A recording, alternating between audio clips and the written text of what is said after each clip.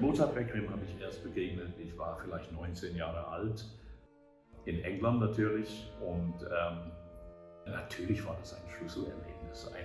Also da haben Gedankengänge begonnen bei mir, die heute noch nicht aufgehört haben.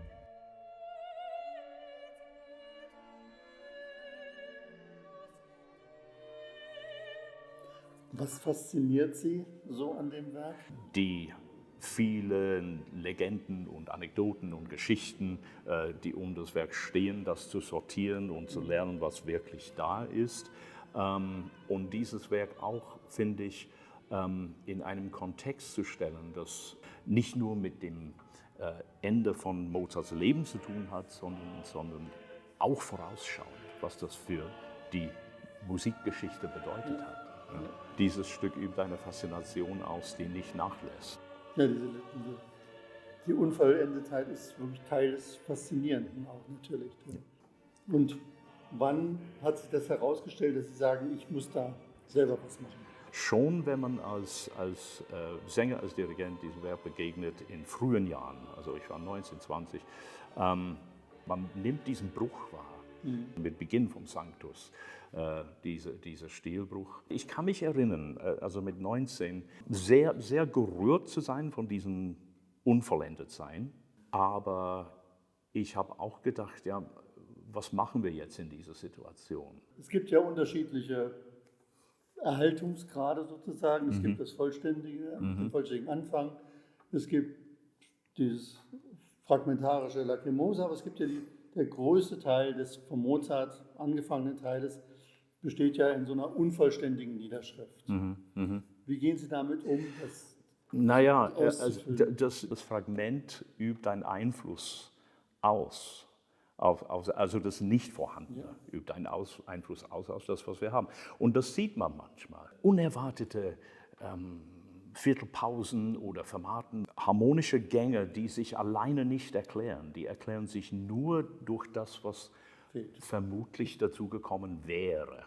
Und sehr maßgeblich war für mich die Idee, dass Mozart zum Beispiel mit seinen Begleitfiguren, auch wenn er sie angibt am Beginn von einem Segment,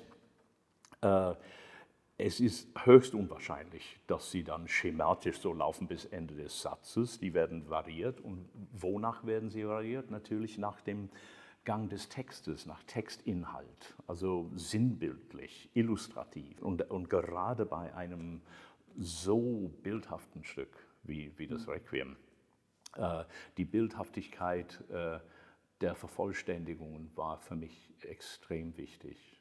Wie zum Beispiel im Tuba Mirum hier, wo wir sehen, dass nach der einleitenden Musik mit der Soloposaune, dass wir hier das absolute Wesentliche haben, ohne alles andere. Die Solostimmen, eine nach der anderen, mit einer unbezifferten Bassstimme.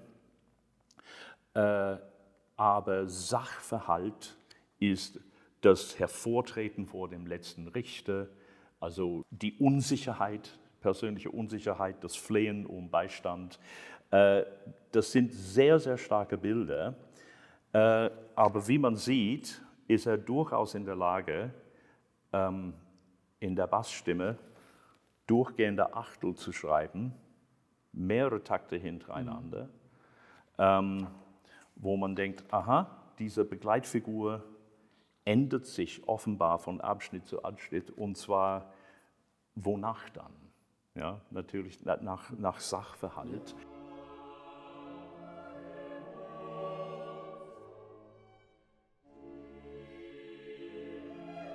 Beim Lacrimosa und auch bei der Armenfuge haben wir ja nicht mal diese Systeme. Da ist der Komponist gefragt. Ja, das ist erstmal eine prinzipielle Entscheidung. Was machen wir in dem Moment, wo gar nichts da steht?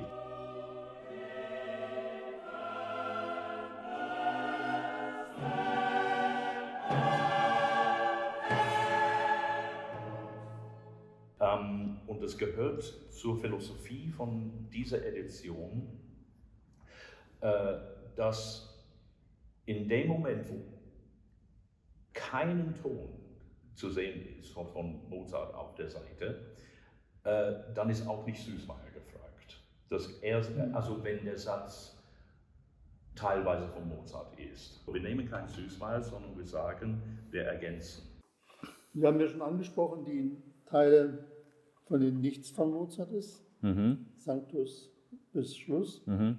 Wie gehen Sie damit um? Naja, das ist auch Teil von der gleichen Denkart. Also hier haben wir keine Töne von Mozarts Feder.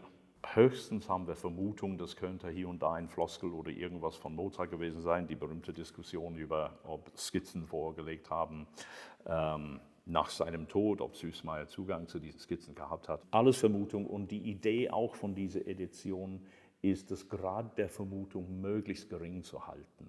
Diese zweite Hälfte präsentieren wir als Teil dieser Rezeptionsgeschichte als Requiem in seiner frühesten Form. Das nicht wegzudenkende Süßmayr, in diesem Fall gänzlich von ihm. Und gewissermaßen auch zelebriert man diesen Unterschied zwischen Mozart und Süßmayr. Sie haben Ihre Fassung ja aufgeführt, auch eingespielt. Ja.